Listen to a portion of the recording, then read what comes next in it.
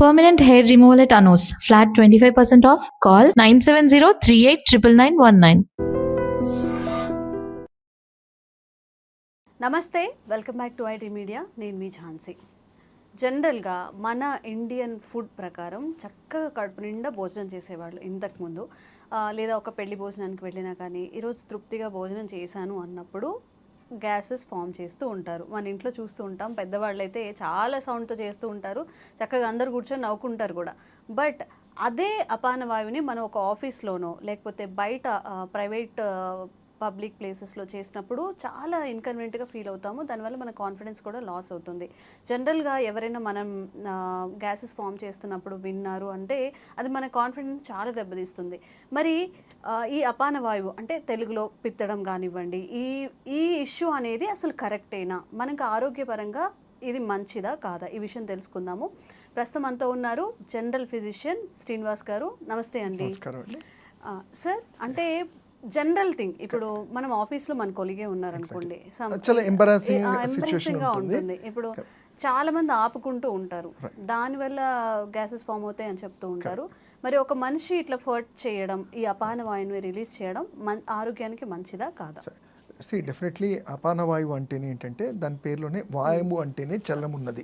ఇక్కడ అపాన వాయువు అంటే విచ్ ఇస్ నాట్ బాడీలో యూజ్ అయిపోయిన తర్వాత దాన్ని ఇప్పుడు మనం ఎలా మోషన్ అంటామో అలానే వాయువులో కూడా ప్రాణవాయువు ఉదాన వాయువు అన్నట్టే అపాన వాయువు అంటాం. అంటే ఇది త్రూ అదో మార్గంలో వెళ్ళిపోయేది.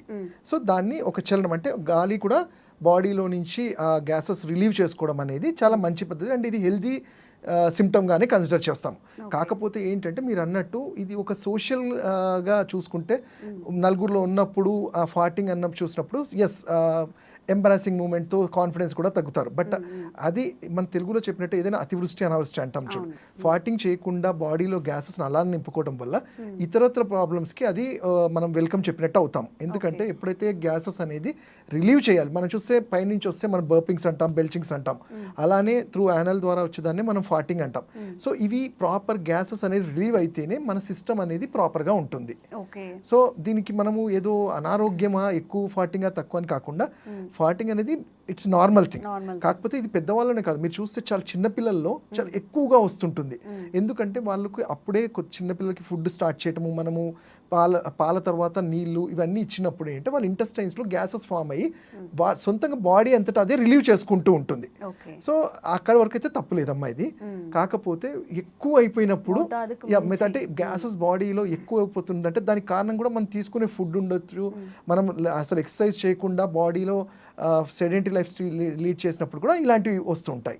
ఓకే సార్, జనరల్గా కొంతమంది ఫర్ట్ చేసినప్పుడు మన ఇంట్లో కానివ్వండి ఎక్కడైనా బ్యాడ్ స్మెల్ వస్తూ ఉంటుంది. ఆ టైంలో అంటే వాళ్ళ ఫుడ్ హ్యాబిట్స్ వల్ల వస్తుందా లేకపోతే దేనికి వాళ్ళు ఎలాంటి జాగ్రత్తలు పాటించాలి? జనరల్గా ఏంటంటే ఎస్, ఎప్పుడైతే గ్యాసెస్ రిలీవ్ అవుతాయి ఇవి బ్యాడ్ స్మెల్ అనేది ఫార్టింగ్ అని కాకుండా మనం చూస్తే ఒకసారి కొంతమంది బర్పింగ్స్ అంటాం, అంటే తేన్పుల్లాగా పుల్లటి తేన్పులతో పాటు చాలా స్మెల్ కూడా వస్తుంటాయి. అంటే ఎందుకంటే ఇక్కడ వీళ్ళకి ఒక యాజ్ ఎ డాక్టర్గా మేము ఏం చూస్తాము అంటే ఇది ఒక డయాగ్నోస్టిక్ టూల్ లాగా చూస్తాం. అంటే గ్యాసెస్ అనేది రిలీజ్ అయినప్పుడు స్మెల్ వస్తుంది, లేకపోతే ఇబ్బంది అంటే ఎక్కువ సౌండ్తో వస్తుంది, అయితే కడుపు నొప్పి ఉండి గ్యాస్ రిలీజ్ అయిన తర్వాత తగ్గింది అన్నప్పుడు ఏంటంటే వీళ్ళకి గ్యాస్ట్రైటిస్ అనేది అంటే ఏమన్నా ఇంటెస్టైన్స్లో వాపు లాంటిది ఉందా, అల్సరేషన్స్ ఏమైనా ఉన్నాయా, తీసుకునే ఫుడ్ అనేది దాని మీద కూడా డిపెండ్ అయి ఉంటుంది. ఇప్పుడు సాత్విక ఆహారం తీసుకున్నప్పుడు ఈ స్మెల్ లాంటిది కానివ్వండి, సాత్వికం అంటే బాడీకి ఈజీగా డైజెస్ట్ చేసుకునేది. అదే ఎప్పుడైతే బయట ఫుడ్స్ అంటే ఈ ఫాస్ట్ ఫుడ్ లాంటిది కానివ్వండి, లేకపోతే ఎక్కువ ప్రోటీన్ డైట్ అంటే హార్డ్ టు డైజెస్ట్ అయ్యేవి లైక్ నాన్ వెజ్ ఐటమ్స్ తీసుకున్నప్పుడు అవి సరిగ్గా బాడీలో అసిమ్యులేట్ అవ్వనప్పుడు గ్యాసెస్ ద్వారా వెళ్ళినప్పుడు ఈ స్మెల్స్ లాంటిది వస్తుంటుంది. సో వాళ్ళకి మేము సజెస్ట్ చేసేది ఏంటంటే ఫస్ట్ ఈ ఫుడ్లో కొన్ని చేంజెస్ చేస్తే తప్పకుండా అవి కూడా రిలీవ్ అవుతుంది. మోషన్ ఫ్రీగా వెళ్ళలేకపోతున్నాము అంటే 2 days 3 days వెళ్ళలేకపోతున్నాము అని చెప్తుంటారు.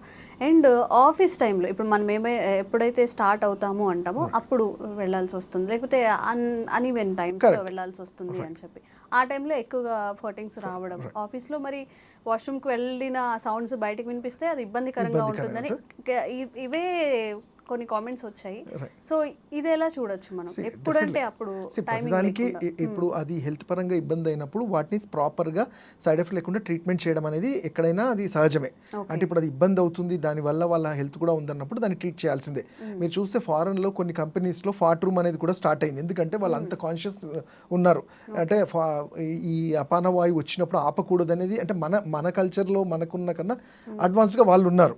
సో ఇప్పుడు మీరు అన్నట్టు కొంతమందికి చాలా డెలికేట్ ఆఫ్ ఇంటెస్టైన్స్ ఉంటాయి. ఒకసారి ఫుడ్ తీసుకున్న తర్వాత తొందరగా మోషన్కి వెళ్ళాలంటారు. కొన్నిసార్లు ఏంటంటే ఆఫీస్కి వెళ్ళిన తర్వాత కూడా ఈ పదే మోషన్స్ లాంటిది రావటము, లేదు అంటే మోషన్ వెళ్ళినా వాళ్ళకి ఫుల్ సాటిస్ఫాక్షన్ ఉండదు, అంటే మోషన్ ఫుల్ ఎవాక్యువేట్ అయినట్టు ఉండదు, మళ్ళీ వెళ్ళాలి అని. ఇది అంటే చాలా సందర్భాల్లో ఇది ఇరిటబుల్ బౌల్ సిండ్రోమ్ కింద చూస్తుంటాం. అంటే మీరు చూస్తూ ఉంటారు చూడండి, వాళ్ళు కాన్సన్ట్రేషన్ అంతా అబ్బా నాకు మోషన్ వస్తుందా లేకపోతే ఈ సైకలాజికల్గానే ఉంటారు. సో దానివల్ల వాళ్ళు పాపం కెరియర్ మీద కూడా అంత కాన్సన్ట్రేట్ పెట్టరు. సో ఇవన్నీ కూడా ఏంటంటే ఇండికేషన్. ఇప్పుడు గ్యాసెస్ ఆర్ అపానవాయు ఫాటింగ్ అనేది ఏంటి, దీని మూలస్థానం వచ్చేసి పిత్తాశయం. అంటే మన గాల్ బ్లాడరు మన ఇంటెస్టైన్స్లో ఫామ్ అయ్యే జ్యూసెస్ మీద డిపెండ్ అయి ఉంటుంది.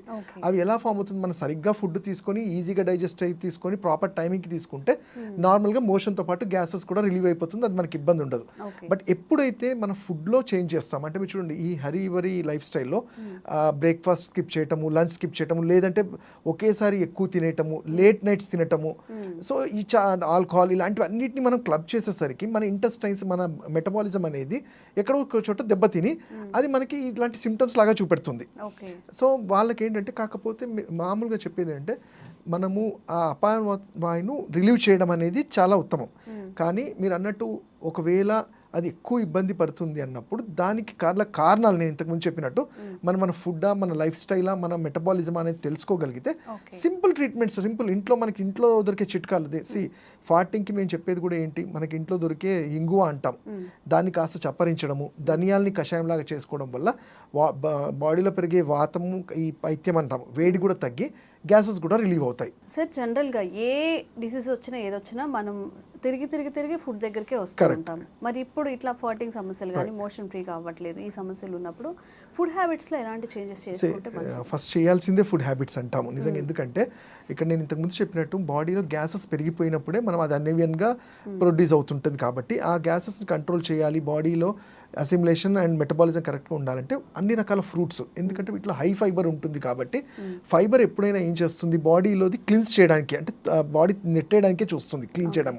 అలానే ఆకుకూరలు అండ్ వీళ్ళు ఏంటంటే కొంతమందికి ఈ పప్పులు లాంటివి, శనగపిండి, ఇవేంటంటే వీటిలో బాడీలో గ్యాసెస్ని పెంచే గుణాలు ఉంటాయి. కాబట్టి ఎస్పెషల్లీ శనగపిండి కానివ్వండి, పప్పులు కానివ్వండి, ఇట్లాంటివి కొంచెం అవాయిడ్ చేస్తూ అండ్ ఈజీగా అలానే మళ్ళీ పప్పులో కూడా పెసరపప్పు అనేది ఏంది లివర్ మీద మంచి ఎఫెక్ట్ చూపెడుతుంది. సో ఇలాంటి డైట్ కంట్రోల్ చేయడము, డైట్ చేయడము, అలానే వాటర్ ఇంటేక్, అంటే బాడీ డిహైడ్రేట్ అవ్వకుండా వాటర్ని మంచిగా తీసుకోవడము, ఫ్రూట్స్లో జాంపండు కానివ్వండి, యాపిల్, దానిమ్మ ఇలాంటివి తీసుకోవడం వల్ల ఇంటెస్టైన్ గట్ ఏదైతే ఉందో దాన్ని అది మంచి హెల్దీగా ఉంటుంది. సో ఫర్దర్గా ఇలాంటి కాంప్లికేషన్స్, దాని సైడ్ ఎఫెక్ట్స్ కూడా రాకుండా హెల్ప్ అవుతుంది. ఓకే సార్, జనరల్గా ఈ సమస్యను ఎవరికి చెప్పుకోలేరు, జనరల్గా హైడ్ చేస్తూ ఉంటారు. కాబట్టి మీరు చెప్పిన ఈ ఏవైతే ఇంపార్టెంట్ టిప్స్ ఉన్నాయో ఇవి పాటిస్తే హ్యాపీగా దీని నుంచి బయటపడచ్చు అండ్ అదేమి ప్రాబ్లం కూడా కాదు. Yes thank you sir, thank you so much.